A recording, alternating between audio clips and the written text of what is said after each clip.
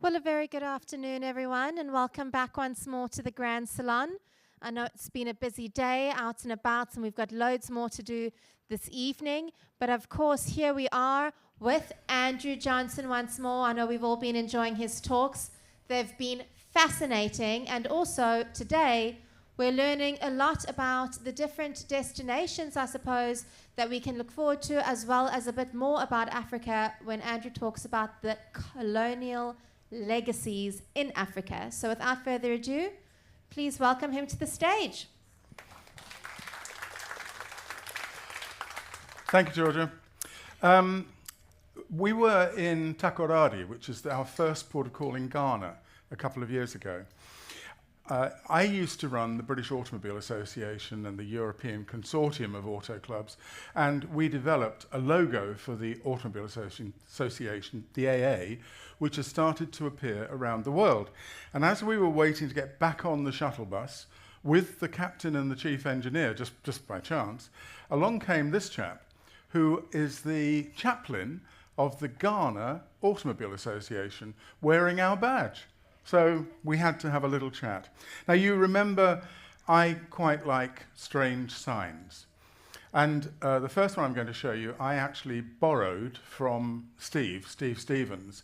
Steve spotted it while ashore. Neither of us can quite remember where it was. But I think it's a pizza house, Steve, is it? Yeah. But it's the Piss Up Pizza House, yeah.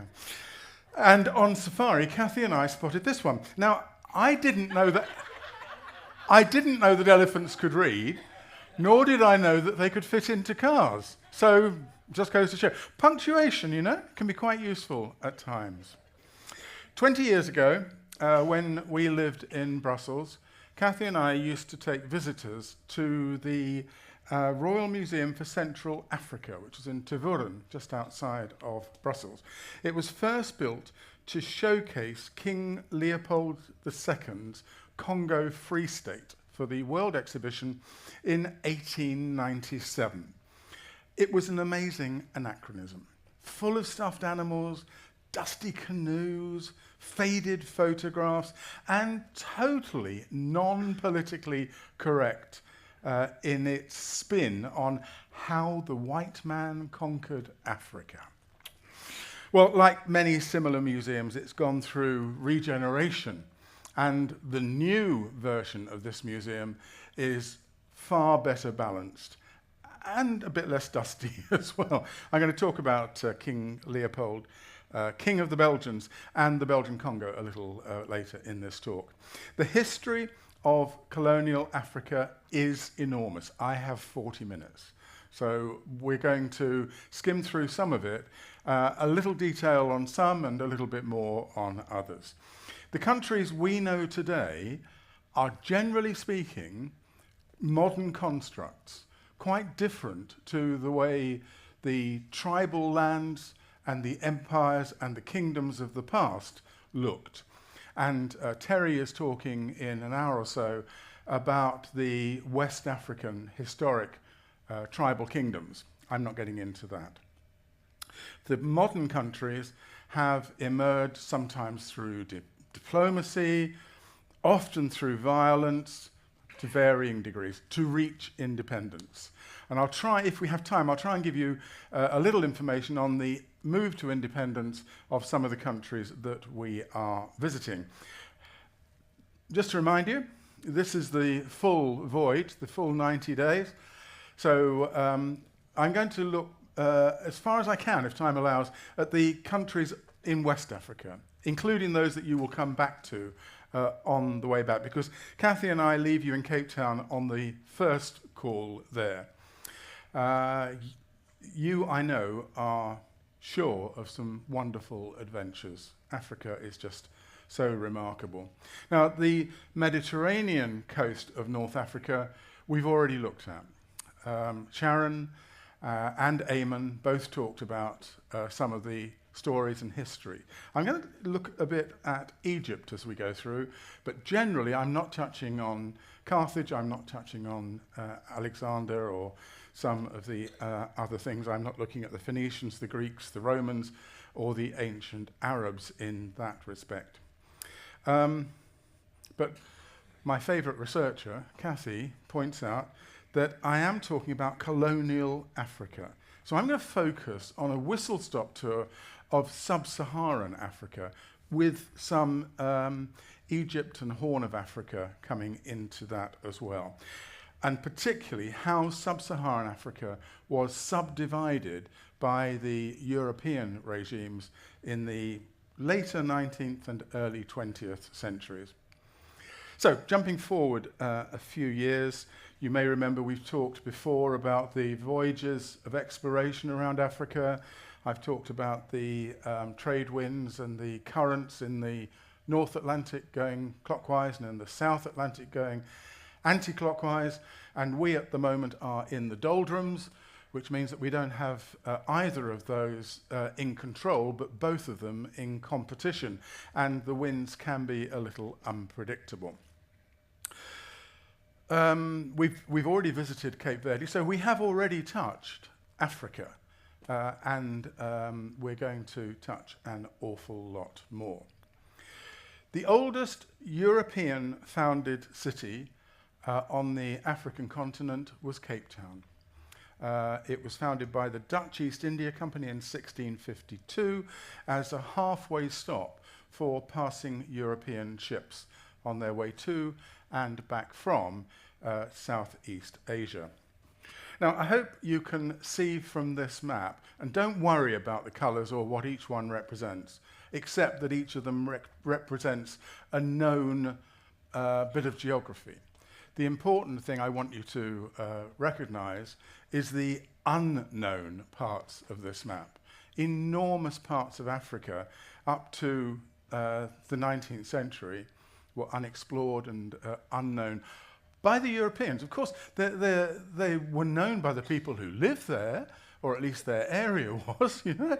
But we tend to assume we have discovered places when, of course, people have been living there for millennia.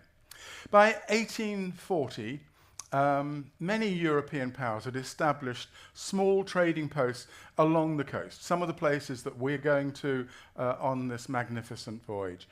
And that was part of the European expansion overseas. Industrialization brought about rapid advancements in transportation and communication, steamships, railways, telegraphs, all important factors in developing the trade along these coasts as part of the support of the trade between Europe and the rest of the world.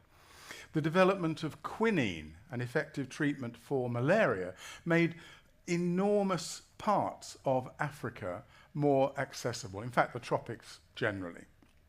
Even as late as the 18th century, Western European states controlled only 10% of the African continent, with all of their territories located near the coast. By 1914, as this map shows, things had changed. Only Ethiopia and Liberia remained independent of European control. So how had this come about? Well, what became known as the scramble for Africa was the occupation, division, and colonization of African territory by European powers. And this happened during the period that the historians refer to as new imperialism, between the last 20 years of the 19th century and up to the beginning of the First World War. This is a depiction of Cecil Rhodes. Just keep that in your mind, because we're going to come back to him in a little while, because he wanted to span Africa. Sub-Saharan Africa was one of the last regions of the world untouched by informal imperialism. It was attractive to Europe's ruling elites for economic, political, and social reasons as well. Africa offered Britain, Germany, France, Italy, Belgium, others, an open market that would garner them a trade surplus. And of course, the demand for raw materials to which European consumers had grown accustomed could be met more easily from here. things like copper, cotton, rubber, palm oil, diamonds, tea, tin. And these are the reasons why China is wanting to influence and control these places today, because it's the raw materials that they are after. As I say, Terry is going to talk about history earlier than I am. And so when I talk about undiscovered places, I'm talking about places that the Europeans haven't discovered, because they were already occupied, of course. Now, there was great rivalry between Britain, France, Germany, and these other Western European powers who wanted to own and colonize these places. And additionally, they wanted the southern and eastern coasts of Africa for stopover ports on their routes to and from Asia.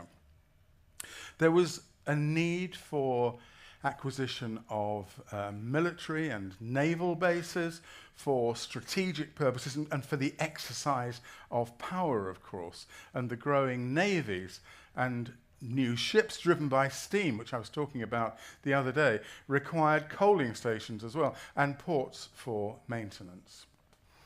Colonies with large native populations were also the source of military power.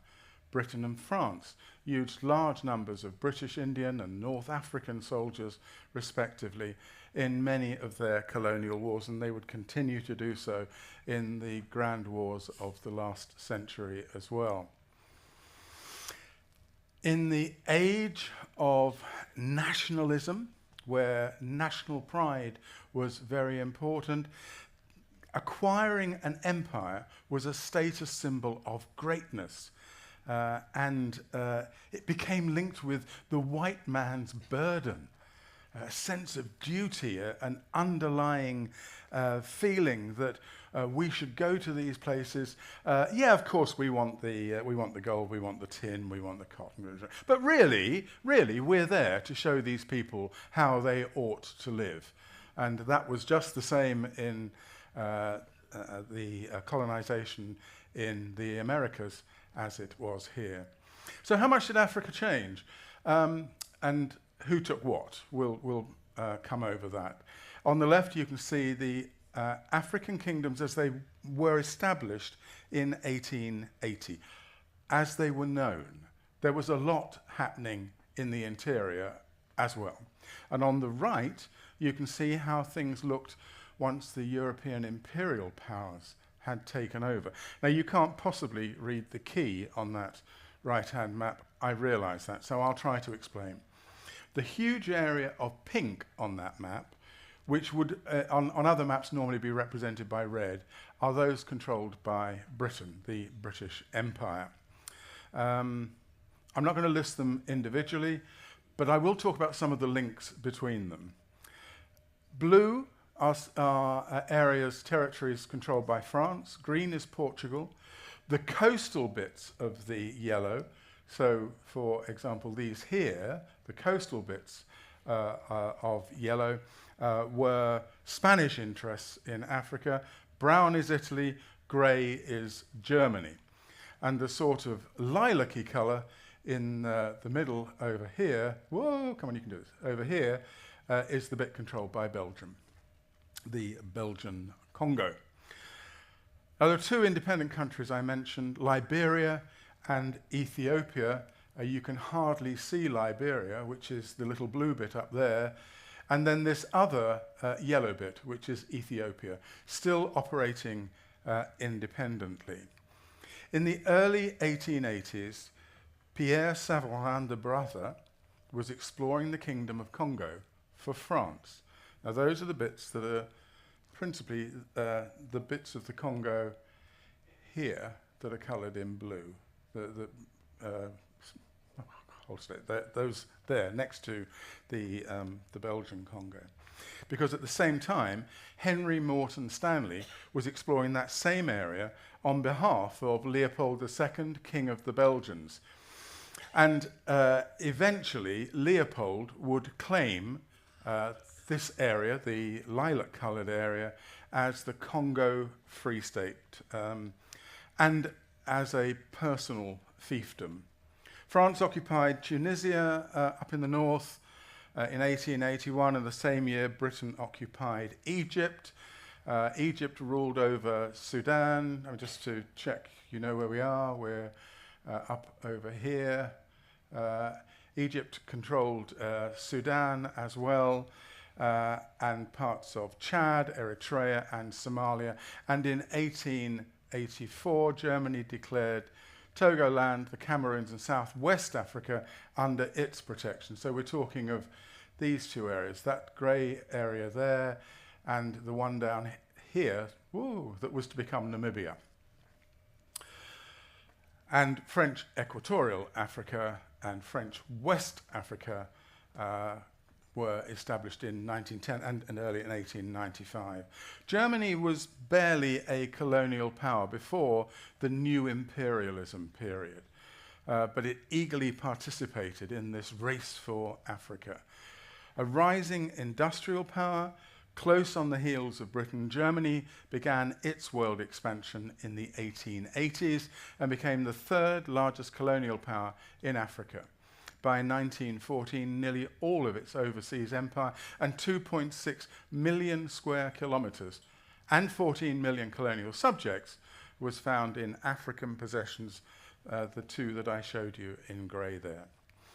Italy, the bits that are coloured in brown, took possession of parts of Eritrea.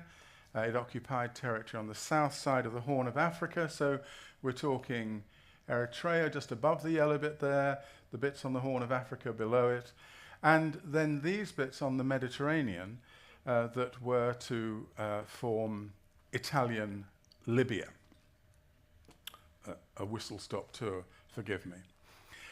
Now, David Livingstone, a Scottish preacher who had explored Africa, guided by his religious convictions to end slavery and to improve the lot of the natives, set out with some high ideals but some fairly pressing expectations. Unfortunately, many of his ideas proved unreliable and his health finally gave out. But his plans were continued by Henry Morton Stanley, who, as I said before, was sent to the Congo region by Leopold of Belgium. He made treaties with several African chiefs along the Congo River, and by 1882 had sufficient territory to form the Congo Free State. And Leopold II, King of the Belgians, personally owned the colony from 1885. He used it as a source of ivory and rubber. Now here we see Stanley, dressed as many explorers were, in his magnificent pith helmet, the Shola, which was also known as a sun helmet, worn by explorers and colonials right up until the late 60s. The idea, it was quite light. It was covered in a white fabric to reflect the sun, and it had air inside it to try to keep you cool. And these would be seen, worn by Westerners in India, Pakistan, Egypt, Sudan, Iraq, Sri Lanka, all over the colonial world, really, right up until the late 1960s. But that style of hat became associated with colonial oppression, and so it went out of fashion, as you can imagine. The brutality of King Leopold in his former colony of Congo Free State, now the Democratic Republic of Congo, was very well documented. And it's estimated that 8 million of the 16 million native inhabitants there died during his control. Many of them from disease, things like sleeping sickness and smallpox, and some just by mistreatment. A similar situation occurred in the neighbouring French Congo, and most of the resource extraction was run by concession companies whose brutal methods, along with the introduction of disease, resulted in the loss of 50% of the native population. And meanwhile, in Egypt, in the 1850s, the French diplomat Ferdinand de Lesseps had obtained concessions from Ismail Pasha, who was the Khedive of Egypt and Sudan, to build the Suez Canal. Some sources estimate that 120,000 workers died over the 10 years of construction due to malnutrition, fatigue, and to cholera. Shortly before its completion, in 1869, enormous sums were borrowed by the Khedive to complete the work. They were borrowed from Britain and France. Bankers set very high interest rates, and by 1875 he was facing, well, financial difficulties. That's an understatement. He was facing bankruptcy, and he was forced to sell a block of shares in the Suez Canal, and those shares were picked up by Britain under its Prime Minister Benjamin Disraeli, who sought to give his country practical control in the management of what is still to this day one of the most important strategic waterways in the world. And as a result, Britain ended up, sort of by invitation, with military control over the administration of Egypt. During the 1870s, European initiatives against the slave trade caused an economic crisis in northern Sudan. In 1881, the Mahdist revolt under Mohammed Ahmad ended Tewfik's Pasha's authority in Sudan, and a joint British-Egyptian military force ultimately defeated the Mahdist forces in Sudan in 1898, and thereafter Britain, rather than Egypt, seized effective control of Sudan. Now, one of the most important factors in the story was the 1885 Berlin Conference to discuss the African problem. Diplomats put on a humanitarian facade, condemning the slave trade, prohibiting the sale of alcoholic beverages and firearms in certain regions, and expressing concern for missionary activities. More importantly, they laid down a set of rules for the competition by which the great powers were to be guided in seeking colonies. It was here that they agreed that the area along the Congo River was to be administered by Leopold II, King of the Belgians, as a neutral area known as the Congo Free State. And you remember that's that lilac bit on the map, yeah? Navigation was to be open and free. And other claims in Africa could not be made without notifying the other parties involved in that conference. Well, as with so many of these agreements over time, those rules tended to get sort of sidetracked. No, let's be honest, they tended to be ignored. One example of this was the Anglo-French tussle over Sudan, which was the last great prize in the, remember we're talking over here, it was the last great prize in the African thrust, control of Africa, the last great prize in the scramble. The French thrust into the African interior, and that was mainly from the coast of West Africa and the Mediterranean, an intention along the southern border of the Sahara, and their ultimate aim was to have an uninterrupted colonial empire from the Niger River right across to the Horn of Africa. They already effectively controlled the caravan routes through the Sahara. The British, on the other hand, had a slightly different plan. They wanted to link their territories in the north, remember the pink bits that you see here, if I press the right button, the pink bits in the north and the pink bits in the south. And that wasn't so easy for them to do. Cecil Rhodes, you remember I showed you that image of him bestriding Africa. He was the one who had the vision of this link between the north and the south. The grey bit here, which was German Tanganyika, today's Tanzania, was a bit of an obstacle in the way. At least it was until World War I. So Rhodes successfully lobbied on behalf of a sort of sprawling African empire. If we draw the lines, which I hope you can see here, the red line from Cape Town up to the Suez, and from the blue line from Dakar across to the Horn of Africa. The blue line is where France wanted to have commercial access right across. The red line was Britain's objective.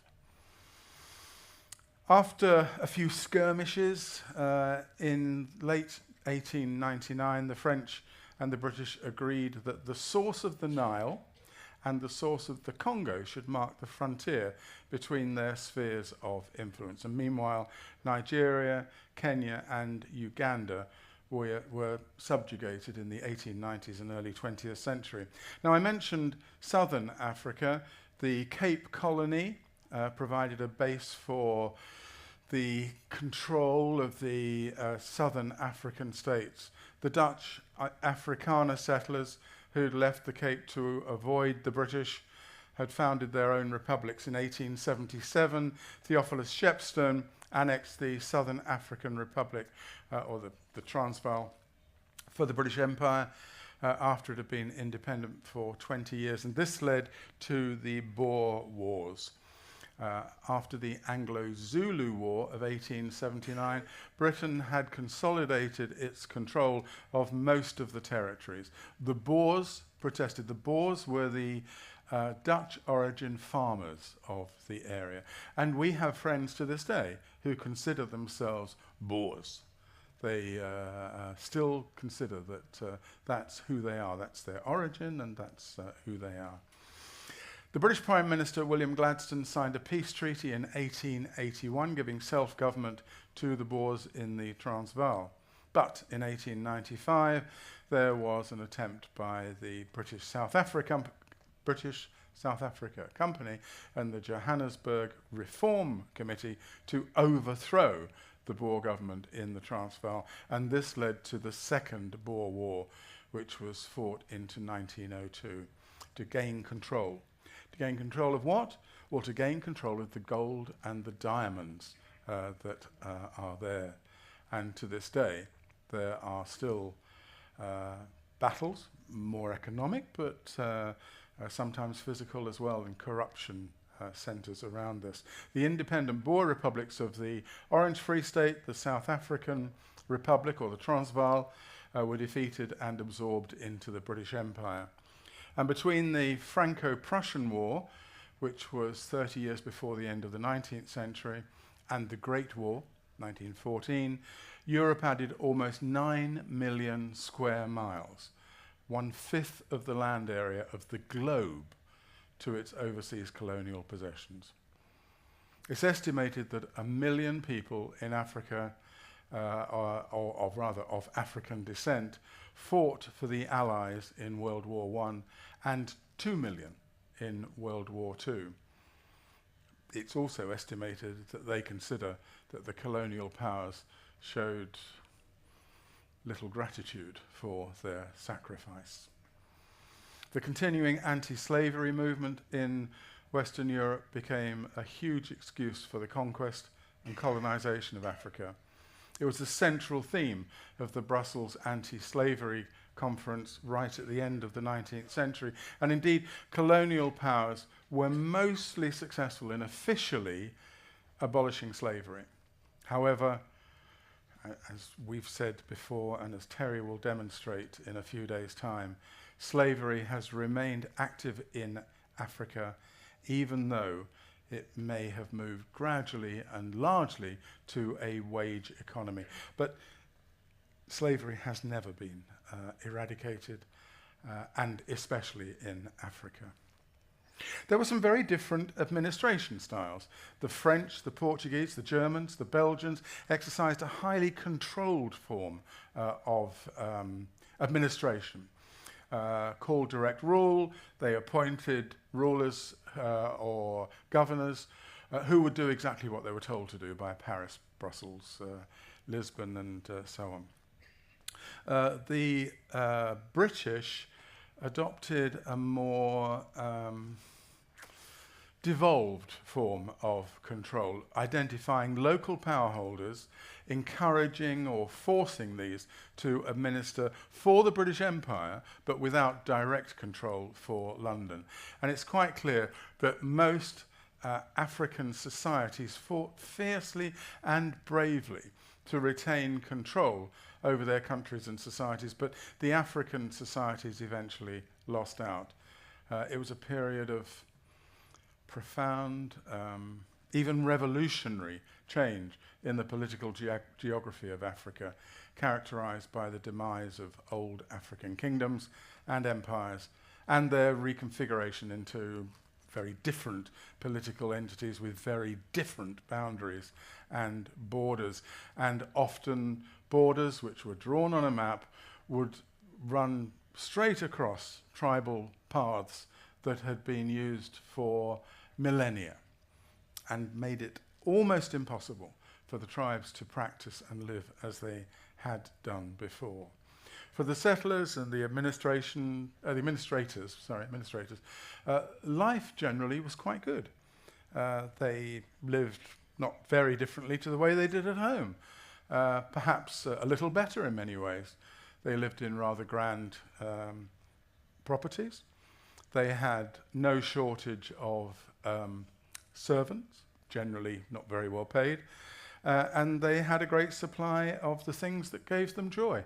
The Pink Gin Society came from the colonial times there, and they could maintain a much higher standard of living in beautiful properties with many local servants, like this, which is the home of Cecil Rhodes in Cape Town, South Africa. There were great opportunities for the colonials in these territories. Brave young men and women who were prepared to do a bit of venturing could establish new lives for themselves, whether it was in the civil service in these colonies or in business. They often saw themselves as benign benefactors, sort of sorting out long-held tribal disputes, providing education, hospitals, and employment. Oh, and, of course, religion. But these colonial rulers had to be firm. They felt that these unruly African children, which is how they saw them, had to be told what was for their own good. Especially because the settlers were vastly outnumbered by the local people. In truth, the colonial powers used the economics of colonization, which is generally speaking the acquisition of land, the enforced labor, the introduction of cash crops, sometimes to the disadvantage of local food crops, which had been there for centuries. So they changed the inter-African tribal trading patterns of pre-colonial times, not just by blocking their traditional trading routes, but also changing what they were able to trade. So while the colonial powers may have had a focus on abolishing slavery, developing infrastructure, and improving health and education, there was an awful lot of local dissent, which led to the movement towards independence. Ironically, pro-independence Africans recognized the value of European education in assisting their objectives. And while European imposed borders didn't correspond, or didn't tend to correspond, to traditional territories and kingdoms, within these new territories, movements grew to demand independence. The groups tended to have lawyers and doctors and clerks and teachers, small merchants, and so on. Trade unions and other, in theory, non-political organizations involved into political movements Independence came in many ways, peaceful and violent, and led to many types of political regime for the people, some democratic, some through to communist, and new alliances like the African Union and the Commonwealth of Nations helped to provide the links for these people. It must have been very difficult for many settlers to accept the independence that was being demanded and was being granted. The return of majority rule. In fact, in many cases, the introduction of majority rule, because tribal control hadn't always been democratic. In fact, it's rarely been democratic. Some of these colonial people had been born and bred in the colonies, and they'd worked the land that they loved. That was the life they knew. But for instance, the difficult transition of the British colony of Southern Rhodesia, named after Cecil Rhodes, the term Rhodesia referred to a region comprised of both northern and southern Rhodesia, the areas that today we know as Zambia and Zimbabwe. Rhodes himself is now a hugely controversial figure. The Rhodes scholarships that support students in Harvard and Oxford and other places, or at least Harvard students coming to Oxford and other places, are very valuable. But in hindsight, he is vilified by modern social reformers, seen as a philanthropist and the very bad treatments that he gave to the people in these lands that he was leading. In an effort to delay the transition to black majority rule, which was inevitable, the Southern Rhodesian predominantly white government issued its own unilateral declaration of independence from the United Kingdom. That was in 1965. And the only country that would have diplomatic relations with them was South Africa, which of course at the time was a white-controlled state that treated its black people very badly.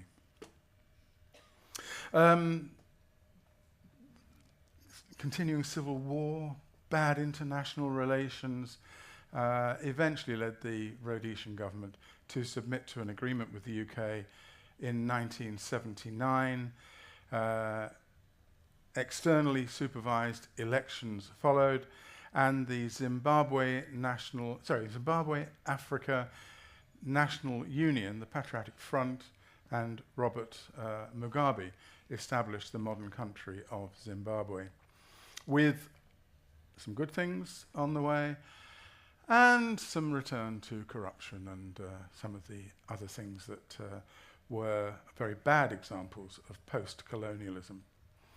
The main period of decolonization in Africa had begun after World War II, and the growing independence movements, indigenous political parties and trade unions, coupled with pressure both from within the imperial powers themselves, from the United States and the United Nations and European powers, ensured the independence of the majority of the continent by 1980.